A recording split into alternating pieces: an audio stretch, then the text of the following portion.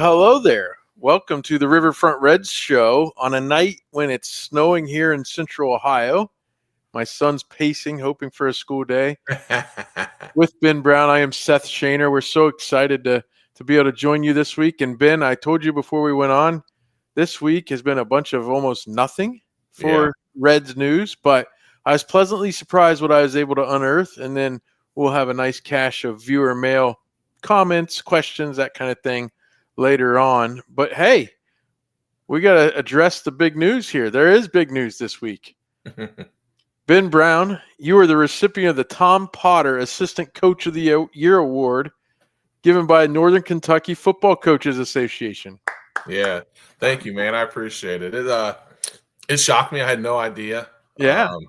But dude, it's that our football association is so cool. It's made up of all the head coaches and assistant coaches and all those guys.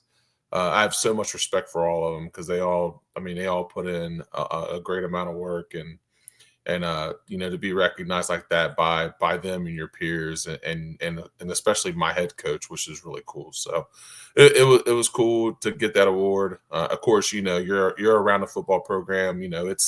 It's a lot of things that have to go into that. Of course, players and other coaches and spouses, and there's a ton of different families and things that go into that. So it was definitely a blessing and an honor to receive it. So, well, somewhere along the line, Chad Dotson and Nate Dotson and now Tim and yourself and some of us other guys, we've created or been a part of this family here at the Riverfront. And, through our Slack channel, I know they were following Cooper and I know Sid Price went down and watched you play the championship game. That had to be really cool. And, it was amazing to me up here in Columbus, and I'm not a coach. So it was funny, though. I'll give you this instance.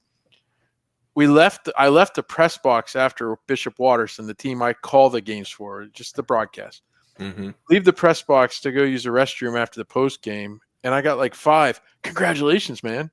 And I'm like, I didn't do anything.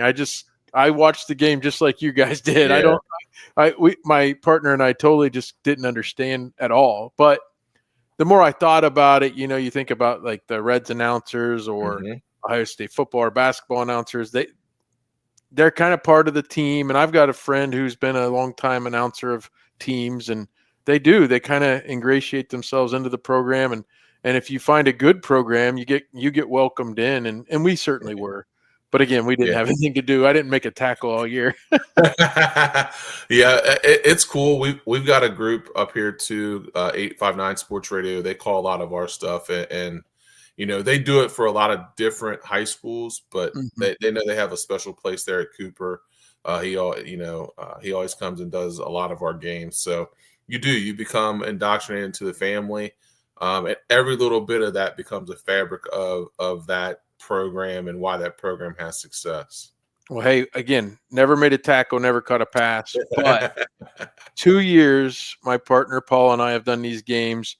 2 years they've gone to the state championship game, and this year they got it done. They beat Toledo Central Catholic in just an awesome game. And I know your season didn't end quite as well. You did make it to the state final though, so just an awesome run again. Yeah, man. Super proud of our kids and our staff, and it's hard to do if you're not a private school. Really hard to do to get there once, but to do it back-to-back years. I always say that super proud of how we went about it and how it went. I mean, my son, who is a senior on that team, his last 2 years he went 26-4. So I can't, got to play 30 games of football, was 26-4. I can't complain about that. So super blessed with a great program and a great school to be a part of. So, well, again, off topic a little bit, but I wanted to start with that, and congratulations on the award. And like I said, I know there's a family, especially within the Patreon group. The Slack channel was kind of buzzing the other day and trying to get updates. And I thought, I know everybody out there that listens to us regularly will be happy to hear you won the award, but B, kind of a little bit about the run you guys had. So yeah, absolutely. Well, hey, so we've got the annual game of musical chairs. It seems to accelerate here during the winter meetings. It's underway, but it looks like the Reds have been left out again. They didn't find a chair, and I mean a free agent. They didn't find a free agent. that it makes me like more excited about thinking about that. Remember the 2018 going into 2019 winter meetings when they traded Homer Bailey and the Dodgers gave up all those players and all the money was going back and forth. That was fun. We just don't have that kind of news right now for the No, Reds. no. I've seen several of the poking with the stick memes, and it's just not happening with Nick Krall. Now, several players are in free agency and even trades that had been linked to the Reds. I mean, and even I saw they were finalists for Crochet, which, okay, what does that even mean? Okay, Right. I was going to say, I'm not sure why they would even put that Chad, out there. I'm like, that deal's done. Why would you even say that we were finalists? Like, that's. yeah. Chad Dotson tweeted that that's how championships are built, being finalists and Right. trades and free agent offers. They've got new organizations. Garrett Crochet, as I started to mention, he was traded to the Red Sox by the White Sox. Now, that was quite a haul he got. There was 4 prospects, and 2 of them were ranked pretty highly in all of baseball, not just with the Red Sox. So, again, you don't have to be a prospect hugger to think, ooh, that would have been quite a bit. But at the same time, you'd like to see them get good. Now, the one that got me the most is I was kind of trying to have reasonable expectations for what the Reds might do, even though I tweeted multiple times about Juan Soto. Michael Conforto. Yes. I kind of hoped he might sign with the Reds. I thought his profile looked pretty good in Great American Ballpark. He did sign with the Dodgers. And Ben, tell me, do the Dodgers just get to sign everybody? Like what? I mean, dude, they signed so many guys. Yeah. I mean, it's like it's crazy. It's crazy to me that they're able to do as much as they're able to do. I mean, this is a team coming off a World Series. Like it's not like they're trying to rebuild. It's not like they're trying to do different things. I mean, they just keep adding pieces and getting better and to their credit. I mean, you go out and do that and you've got a winner. I mean, shoot, you're going to try to continue to stay on top. And that's the hard part about that business. Like, it's hard to get there, but it's even harder to stay there. So you've got to start putting pieces there. And so, congrats to them. I mean, I would have really liked to have that guy for sure. One other guy that a lot of people wanted, Tyler O'Neill, signed a 3-year deal with the Orioles. Now, one thing on him, and I told Tim Daniel before your show the other night, before his show the other night, I said, hey, he's only played 100 or more games twice in 7 years. And so we need to keep that in mind. Now, he's had those 2 were really good years. So he's with the Orioles. Old friend Frankie Montas. I got to deal with the Mets. And of course, the Mets were not done and apparently are not done. Now, the Reds did make their trade a few weeks ago. They sent Jonathan India to the Royals for starting pitcher Brady Singer. And if you look at that, between Nick Martinez and Singer, I mean, that qualifying offer, so some people thought was a little too high for 1 year for Martinez. But, man, you see some of the numbers flying around. And it's to me, and again, I'm more like, hey, spend the money. I know you're making money. Let's spend it. But I'm also not going to be, hey, it's 1 year. Even if it was too much money, even if he doesn't have a good year, you need to get as many guys. But I'm happy with those 2 deals because it at least solidifies a starting staff without having to overpay. Especially long term. So that's good. Those rumors just keep flying, though, that the Reds are not even just rumors. They're being reported that they're finalists. But the newest one, White Sox still looking to trade Luis Robert Jr. And the Reds keep popping up as a team, as a player for that. Now, I said what I did about O'Neill. And look, his first year was 2020. It was a 60-game season. But the other 4 years, he's only played 100 or more games twice in those 4 years. So he's still like that. But, man, that 2023 season, 38 homers, 36 doubles, 80 RBI, 130 OPS plus. But I'm telling you, Ben, I want your thoughts on him a little bit. If we land him and I do these shows, I'm going to call him Luis Robert. Don't you think that's really what it is? Nobody in Cuba says Robert.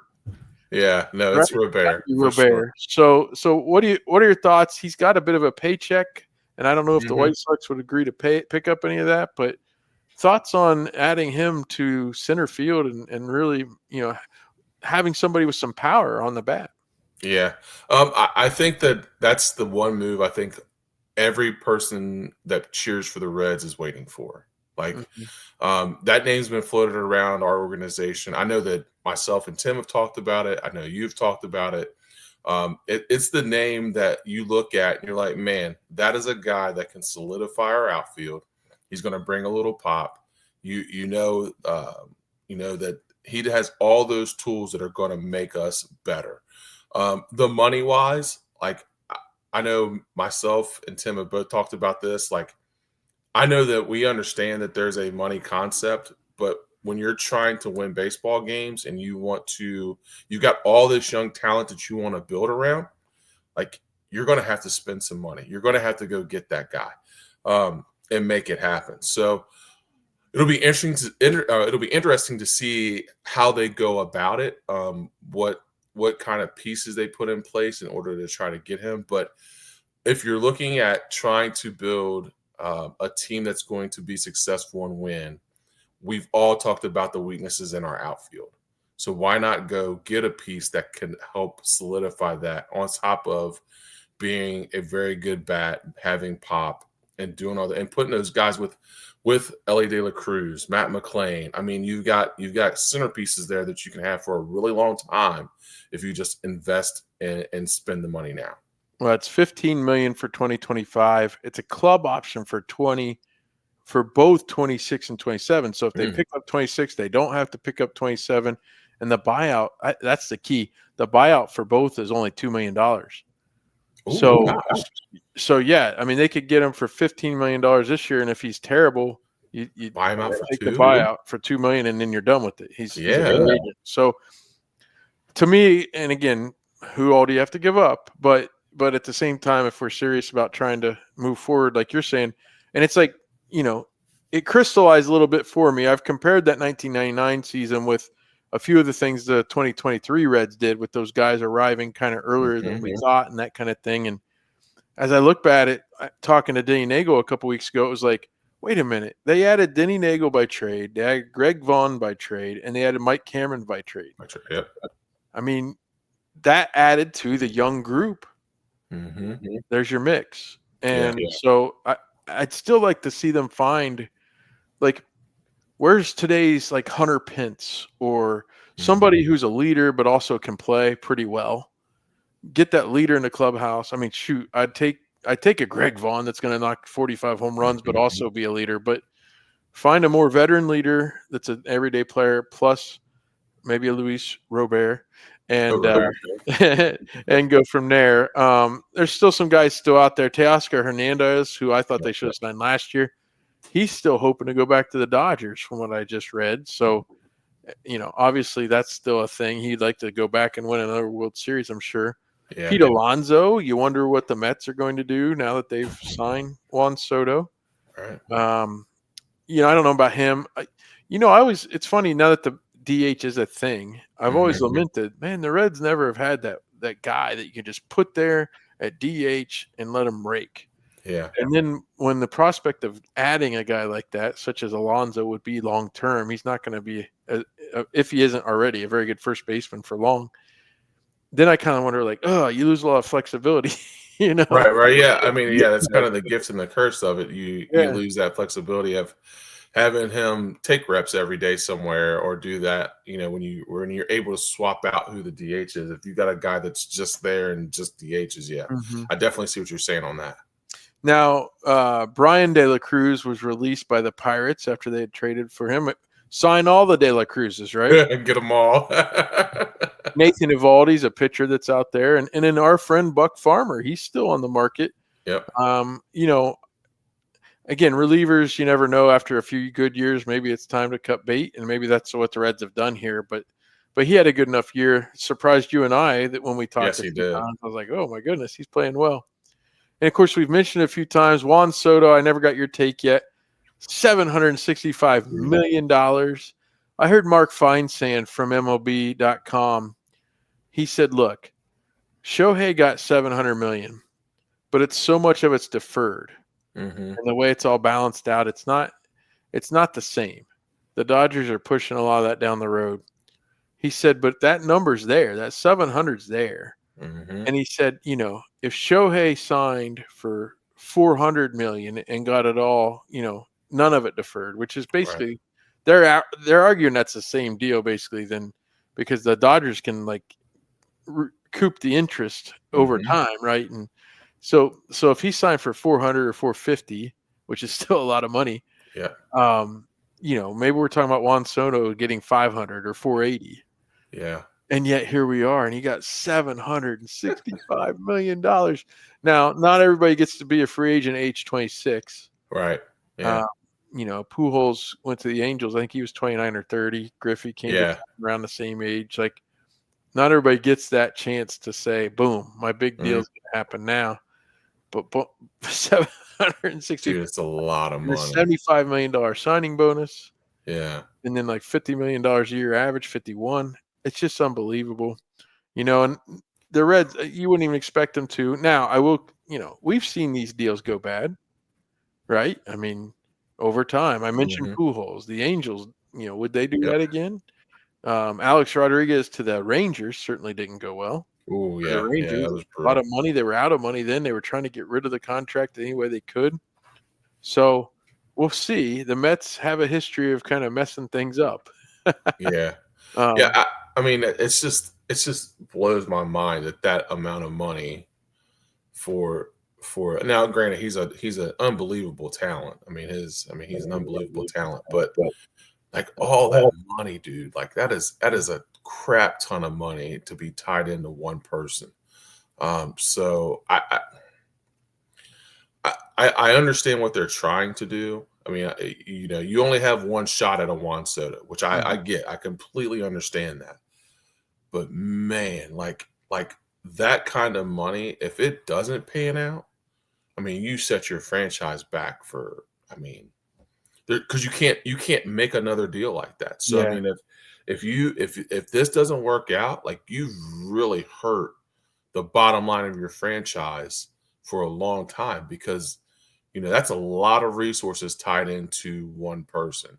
Not saying, I'm all for players getting what they're worth and all their value. I'm not saying that he's not supposed to get that because that's your job. You go out there, you produce, you're supposed to be paid. That's how the game works. But man, if he goes out there and say, Lord forbid something happen or whatever, like, dude, that is a lot of money locked into one person. That's a Well, and he's the one that has an out after I think 29. yeah, He, yeah, yeah. he could, Yep. and everybody I've heard multiple people, well, he'll never take the out because I can't imagine by then this, anybody will be close to getting what he got. But I tell Yeah. you, Alex Rodriguez took the out when he was with the Yankees and ended up with more Mhm. money. And Yep. then Sure did. eventually they had to do this whole buyout thing to get him to retire and all that. It was he ended up. I mean, he had the two biggest on record, 252, and it Mhm. was like up around 300. Yeah. Back to back because he did take the out. I guess back to the Reds. News from the kids' table: the Reds did select Cooper Bowman in the Rule 5 draft. Now he comes from the A's organization, Yeah, I was gonna say Not Oakland. the Um, team without a city. he comes from the A's farm system. He's advanced to AAA. Now here's his double. If I gave you his AA numbers, you might be like, "Ooh, maybe they can have something here." Last year, AA numbers: 281, 378 on base, 467 slug, 18 doubles, and 35 stolen bases, with a Ooh. pretty good percentage of stolen bases. But he got called up to AAA, and he hit 218 with mediocre numbers across the board. He did have 8 steals and 9 attempts, so he sat there at 43 steals for the year, which is Yeah. that's really good for a minor league season. Um, but he's a utility guy. He can play second base or center field. That's where he's played before. You think, well, if he could replicate those AA numbers, he'd be a nice bench player for Mhm. Reds. Which, if you don't know, the Rule 5 draft, you have to keep him on the club the whole year on the major league club, or else you offer him back to the team. So that you'd offer him back to the A's if you don't Mhm. keep him on the major league club. But my thought is a younger guy needs reps. You know what I mean? Yes. So Yep. he's not going to come in, ready to be the role player, Mm-mm. ready to be the guy that only gets 2 starts a week, if that. Yeah. coming off the bench 3 or 4 games a week. I'm guessing it's just a flyer, right? Which Yeah. that's what Rule 5 picks usually are, right? Yeah. Oh, absolutely. You mentioned the transition from double A to triple A. I mean, that transition for a lot of players, I mean, unless you're something special, is usually pretty difficult, and it takes some time to transition. So, I couldn't imagine, I couldn't imagine having him only taking 1 or 2 at bats a week and then him progressing. Like, that just doesn't Mhm. work that way. Baseball is too hard of a sport to not get every day at bats to get better. So, yeah, I don't see him in the foreseeable future without getting those reps, being able to do what he needs to do.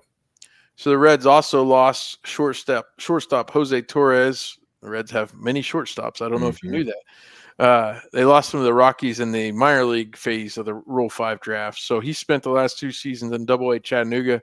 He hit 201 in 168 games. So not up there with the bigger guys as far as, worried about losing a guy like that. So I suppose it's okay to say goodbye to him. I guess, do you have any other thoughts about the winter meetings and kind of the fact that it was a big kind of snooze fest for the Reds? I mean,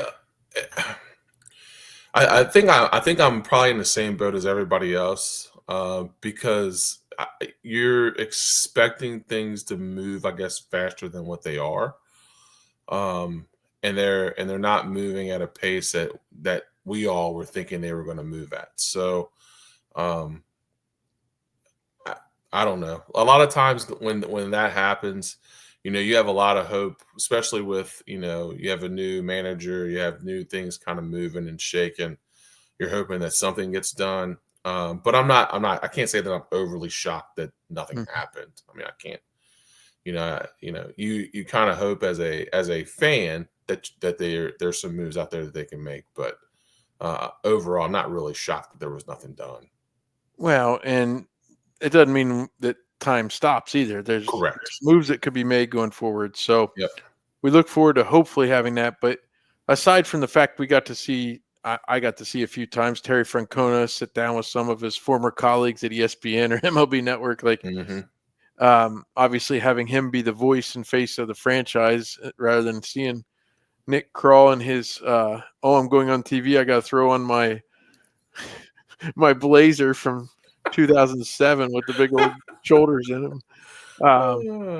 Having Terry talk instead of Nick was probably worth the weight in gold that they spent on trying to bring Terry over. So, all 1,000%. right. So viewer mail time. Let's go ahead and break some of that down. I sent out the bat signal over on the Slack channel that we have with our Patreon members, and folks can join the Patreon. It's really cool to go over there. It's like our own kind of chat room and things Hmm. like that. There's and a lot of the folks that you hear from every week on viewer mail are on there quite a bit. And I just asked for a vibes check, especially you and I have been talking for about 23 minutes now, and Hmm. we're kind of low key right now Yeah, about right, this. right, We're, right. we're okay. Everything's okay. Yeah, There's reason to be happy and excited for some of yep. the things that have been done, and maybe even by some of the things they didn't do. You got to give credit where credit's due if you didn't overextend too much on a deal. So Hmm. that's fine, but we would rather see action than not, I think, and we have. Absolutely. So I asked for a vibe check and kind of what do you think going forward?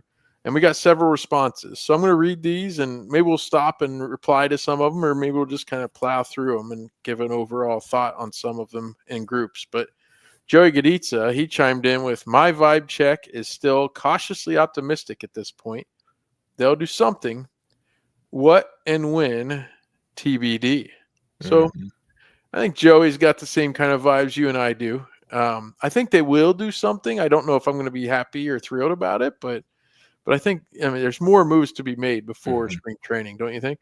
Oh, absolutely. I think there's a couple moves out there that they're setting themselves up for to be able to make. Um, I think that they understand that this fan base is wanting to get behind them, and I think they understand that they have a manager that wants to win, and he wants to win now. So, in order for that to happen, there's some holes that need to be filled. So, I don't, I am not a proponent of them just going out and spending money willy nilly, like whatever it is. But, I think there's a couple moves out there that they're planning and plotting to put in place around some of this core talent.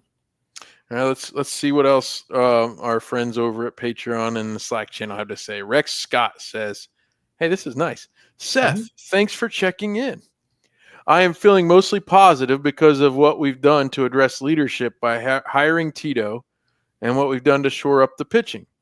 Like all of us, I'm waiting to see what Crawl and company do to take on our other roster needs, and their past mixed performance doesn't inspire confidence. In some, I feel upbeat, but there is always that feeling of dread that comes from following a team that hasn't won a postseason series since 1995. Mm. I think that's fair. That's definitely fair. I mean, that's definitely fair. Especially with an ownership who stuck their foot in their mouths a few times over the last couple of years, and misstepped a few times, and then you got some weird situations behind the scenes when guys decide not to work there anymore, and you're not really sure why and things like that. But our good friend Branch said, "Here's the viewer mail vibe check. Crawl and company are in a tough spot. They know they have huge holes in the outfield. Yes, they do. That are really hard to fill with the current free agent market. There's also a lot of teams that believe they can go to the playoffs. So trade partners are tough to come by. I believe they are going to have to break down and trade a legit arm. It would not be popular or easy to give up, say, Abbott, for example, but nothing is free. I'd feel a lot better starting spring training without Abbott, for example, and Kyle Tucker starting in right field. Until at least one hole in the outfield is filled, I'll still feel skeptical that they are able to win the division and compete in the playoffs." And he wanted to say, by the way, this is not meant to be a bash Abbott post. I love the guy. I just used him as an example. So yeah, usually, and hey, I gave those examples from 1999. Jim Bowden traded Brett Boone, his established Gold Glove second baseman, for Denny Nagel. There were other pieces involved, but that was the particulars. And then he also traded Reggie Sanders for Greg Vaughn. Okay. So in those deals, now Paul Konerko was still up and coming, and they had a glut at first base, which they have a glut at shortstop now. It's in the system. So he traded Paul Konerko for Mike Cameron. And at the time thought, well, Mike Cameron will be our center fielder for the next 5 years. So, Branch brings up a good point. You may have to trade from a strength on your major league roster to add to a weakness on your major league roster. Yeah. I think that's I think as a fan, I'm okay with that. Because I do think that if you're gonna move a piece, the starting rotation is probably the strongest piece that we have. So I mean, you've added one. You're gonna have there's just not enough slots for all those guys. I mean, between Rhett Lauder, Hunter Green, if Lodolo comes back, there's just not enough slots. So if you wanted to move Abbott, for example, I think that is a viable option to fill a void where we need that filled. So that's a great point. I mean, you're going to have to, what do they say? You got to spend some money to make some money. So I mean, that's where we're at. So I would be okay with that, as long as it's not like Hunter Green or something crazy like that. like let's not go bomb. No, you don't want to go that far. And he's got more of a lucrative contract. So a team like the White Sox are looking to add pieces with a lot of control that it's not as expensive. But you think about that too, then maybe a Chase Petty becomes that type of guy if they fall in love with the bigger arm and things like that. You have to do what you have to do. I wonder a little bit if, like, Edwin Arroyo missing all last year, he's a really good defensive shortstop. If he would have put some things together at the plate, he could have been a real good chip too, because obviously Ellie is playing shortstop. So that could have been, maybe still could. He played in the Arizona Fall League and maybe showed enough there that people might want to look at him. But we'll see. We'll see what happens. Jace Rimbert checked in, and hey, I love the length of these. I must Good have quote. hit. Yeah. I hit a good nerve, or a nerve that needed to be hit, because Yeah. some of these folks are coming through with some good wordy posts here. Some thoughts on viewer mail. Jace Limbert said, "I'm starting to get nervous about what options are available to improve the holes on the major league team right now.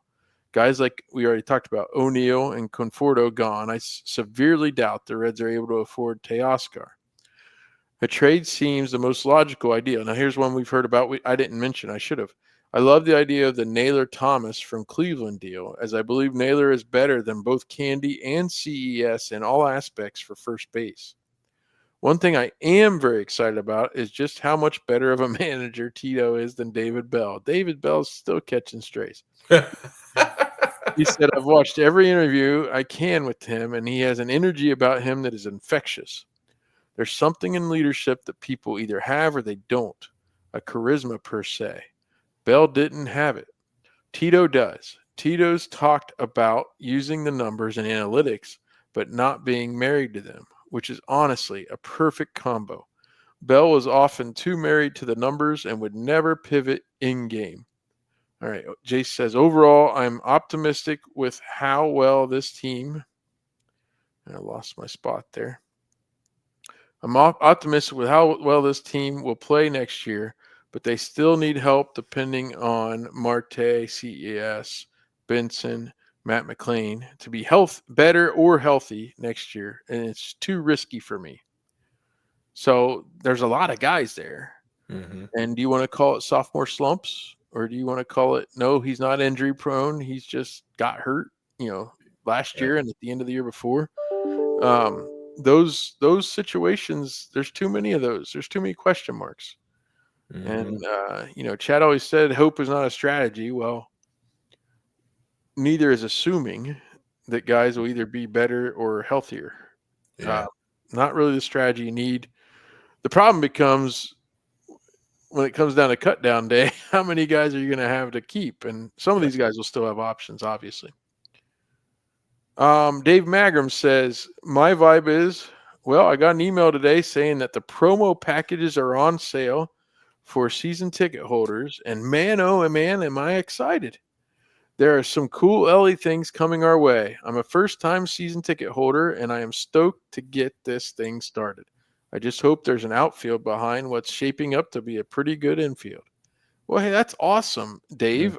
That is cool. I've never had season tickets. The most I had was like one of those Yeah. 9-game packages or whatever, so I Yeah. can make sure I get opening day. It is pretty cool sometimes, the packages they give you. And Mm-hmm. I remember a couple years ago, Chris Garber got Bengals tickets, and I think he was kind of surprised. They gave quite a few things, including like the newest Madden game and things like that. Oh, wow. Yeah, and I remember the funny thing is we always thought of the Bengals ownership not really taking care of the fans and things like that. Well, the Browns had this like slouch hat, like a dad hat, and that's the only thing they gave that year. And Jeez. the Bengals were giving all sorts of stuff. So, hey, good job, Dave. Enjoy the season. And I don't know, I live in Columbus, so getting down to that many games is too. Yeah. But even with like Ohio State football, I've come to the feeling of I like to go feel the excitement at least once a year for Ohio State Mm-hmm. football. But I like my couch and my big screen, Mm-hmm. quite a bit. So Yeah. we get down to a couple Reds games a year, and if it's more, that's fine. If it's just one or two, I've been okay with that too. So that's kind of where I am. But if I was in town, I think I might look at it differently. Yeah. It's I don't know. I try to get to a couple a year, even living here, but like it's the schedule gets hectic. I mean, there's a Well, lot of stuff going on, and yeah, when you have it's kids, yeah, with kids, dude, it's a different ball game, especially with active kids. So it's like, the couple that I get to, I enjoy, but I'm like you, like I can sit down and watch it on my app or sit down and watch it in my house. I'm okay with that. I can yeah. survive. Well, I think that's pretty cool though. I've never experienced that, and especially getting the Ellie things, the giveaways. That's pretty cool. Mm-hmm. All right, we've got 2 more to go, and then we'll wrap things up on this next to last, the Riverfront Reds Show for 2024. We're going to have Crazy. one more next week. So Pretty amazing. Kevin Lynch says the Reds have won the division twice in 30 seasons. Wow, man, you're bringing us back down, Kevin. Slap to reality. The combination of cheap and ineffective have proven to be the Reds' defining traits the past 3 decades, and I have no good reason to believe that changes next season. And then he ends on a high note. Happy holidays.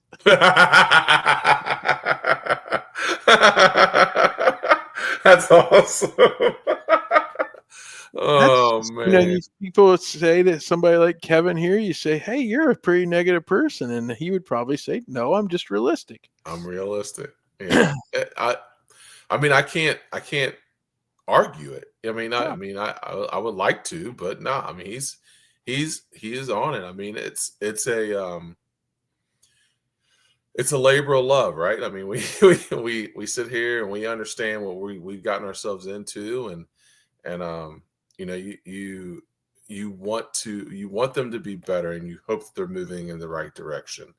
I think the hiring of Francona says that they're trying to move in the right direction. So I see a lot of people in the mail posts have mentioned that the hiring of Terry Francona, how important that is, his leadership and direction. So hopefully that will change the trajectory of our beloved Reds. Well, as you were talking and as I finished reading that, I was thinking of Charlie Brown and Lucy with the football. Mm-hmm. Now, I was thinking I'd rather be Lucy than Charlie Brown, certainly. Yeah.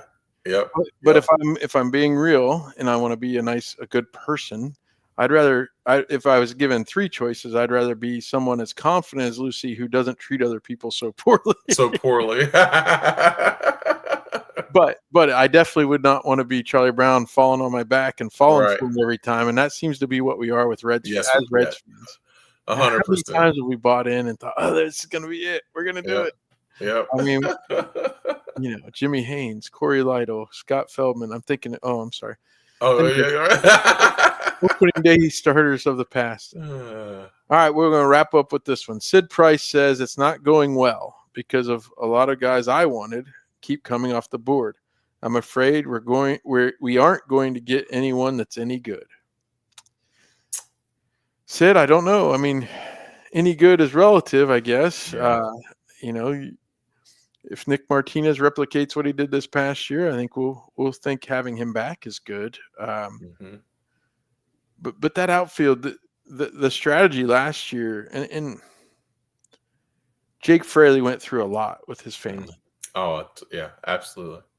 But the strategy or the result of his lack of power, Will Benson's lack of pretty much anything, TJ Friedel's injuries, because Friedel ended up playing a good number of games, but he really didn't play every day until June almost, really. Yeah. And by then it was already almost too late.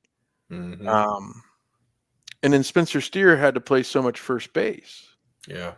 Before they started bringing in guys like Ty France and things like that after the waiver wire started happening. But the idea originally was for Spencer to play a little more left field, I think.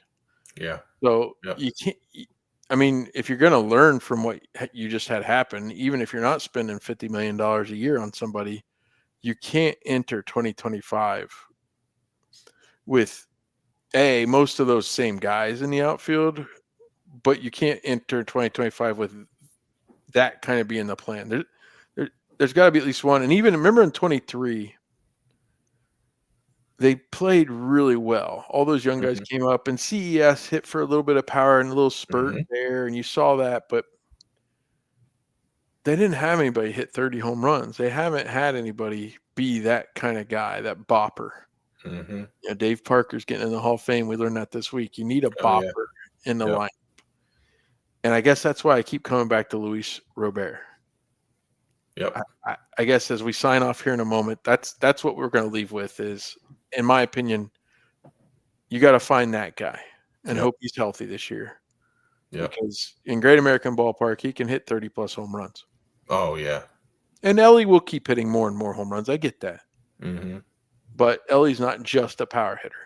All right. And I don't think Luis Robert is either. But at the same time, it is important, especially in a tiny little ballpark, to have guys that can hit the ball out of the ballpark. 100%. So yeah, it's super. I think it's super important to have that in the middle of your lineup. Because you're going to have good guys around him. I mean, you're not going to be able to pitch around him with a Matt McClain, a healthy Spencer Steer, Ellie De La Cruz. If CES comes back to where he was, if Noelle Marte plays like he before, like you've got a bunch of young key studs in that lineup that can protect him, so that he can do what he does. So. Mm-hmm. He's a guy that would fit right into that lineup and be able to provide that power that we need for sure. Yeah, they still need a backup catcher. I get that, but that's not really. I mean, they're going to find a guy that can start 30 to 40 games at catcher. Yep. That's not. Yeah. As much as you want that guy to be good and be solid, especially on defense. Tyler Stevenson's earned the right to be considered a number one catcher now, and I'm not going to worry that much about that. If they can if they can get one way or another two starting out, okay, one power hitting starting outfielder, and maybe another guy who could be a platoon guy or a fourth outfielder. Yeah. And then you consider some of the other guys they already have, because I think Friedel can be a great player still with this team. What he brings to the table. But again, you need more guys that are more diverse, and one of the ways we need more diversity is a guy in the outfield that can hit the ball out of the ballpark. And so I think it's pretty simple.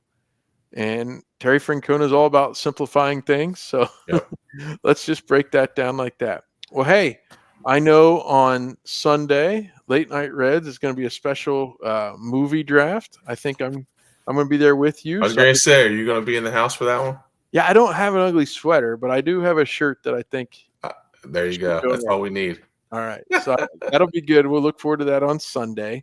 There's one more Red Leg Roundtable in 2024. That makes 26. So every other week on average, I've brought forth a Red Leg Roundtable episode in 2024.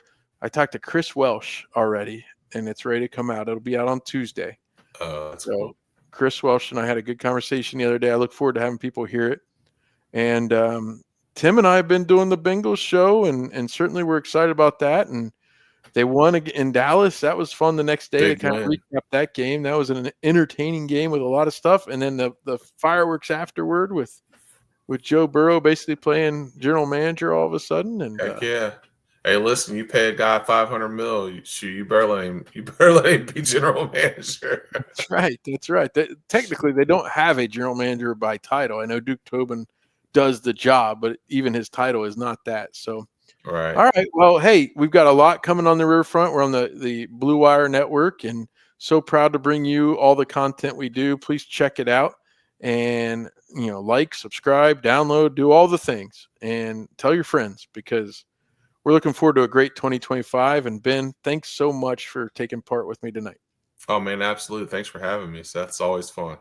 All right. Enjoy a weekend. I know you're probably down a little bit that there's no football, but maybe a little rest this weekend. Absolutely. All right. Till next time, everyone.